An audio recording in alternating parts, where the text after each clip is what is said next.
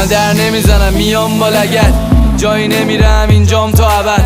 نرم میرم واسه حل هرچی سختی، ما از اولم با مسائل کله ور میرفتیم. اصلا سلام که درد نمیکنه واسه درد سر، ولی با از ضربه زد بعدشم کله کرد. دلم هم سیر باشه باز فکر گرسنه است، تو مام درشتن من لقمام درست است. یه سری ها میبرن تا میخورن لطمه، اینا گنده علکیان همش حجمه، اینا نکته نسنجیدن فقط حجمه.